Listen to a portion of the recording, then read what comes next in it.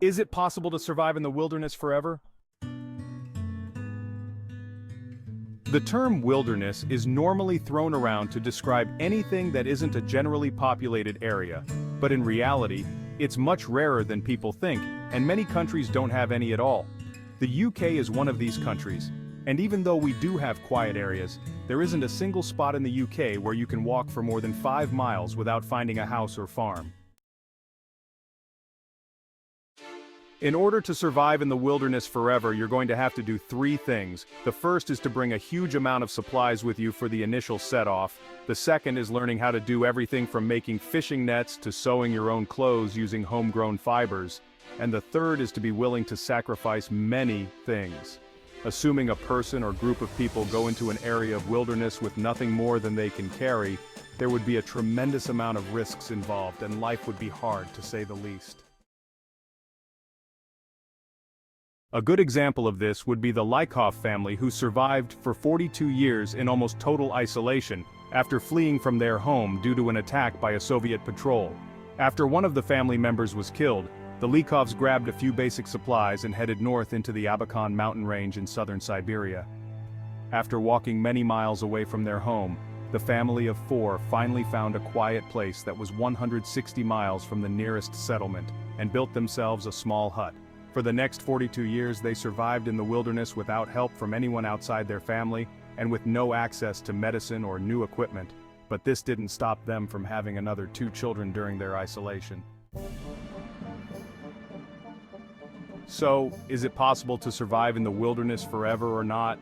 Yes would be the short answer, but only if you didn't mind giving up almost everything to do it and got very lucky in the process. One of the biggest problems would be medical conditions, like with the Lykovs, for example, who all but one died from conditions related to their harsh living conditions and limited diet, which consisted almost exclusively of potatoes, wild game, and anything they could forage. Another good example of long-term wilderness survival would be the isolated tribes living in the rainforested areas of the world, with the best-known area being the Amazon. They can survive efficiently in their surroundings and have existed for thousands of years living the same way, but this doesn't mean that someone from outside their communities would be able to do the same. The requirements for surviving in the wild forever. A fresh supply of clean drinking water would be needed, such as an opening from an underground spring or a mountain stream that doesn't have any animals grazing upflow.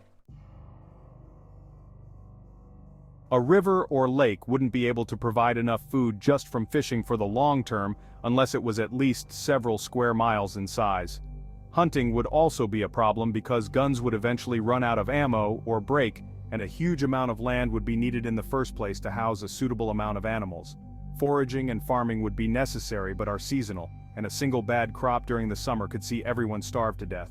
During their 42 years in isolation, the mother chose to starve herself to death 1 year to allow more food for her children, hoping they wouldn't share the same fate.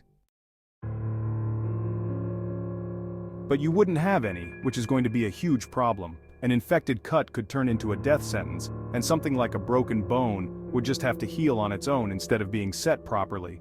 Making medicine from wild plants would almost be a waste of time, as nothing you could make would serve as an effective antibiotic or disinfectant. Without modern medicine, the tiniest wound could end your life, especially in a tropical or extreme environment. Clothing. Ever made your own leather from a deer you killed using a homemade spear before? Probably not. Why wouldn't you want to wear clothes made from animal skins boiled in urine to cure it into leather? Probably for the same reason you wouldn't want to wear itchy and uncomfortable clothing made from homegrown linen.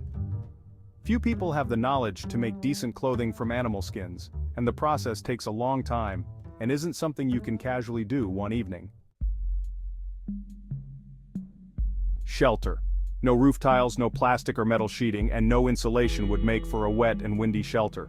The picture below is the family home, shared by 6 people that the Lykovs built. And keep in mind, this was in Siberia, so the weather wouldn't be friendly, to say the least. A serious lack of comfort would come with living in a shelter you had to build yourself, and even if it held up at first, a woodland shelter would need constant maintenance and replacement of pieces. Homemade tools. The problem the Lykovs had was all the tools they brought with them eventually rusted and became blunt to the point they were useless.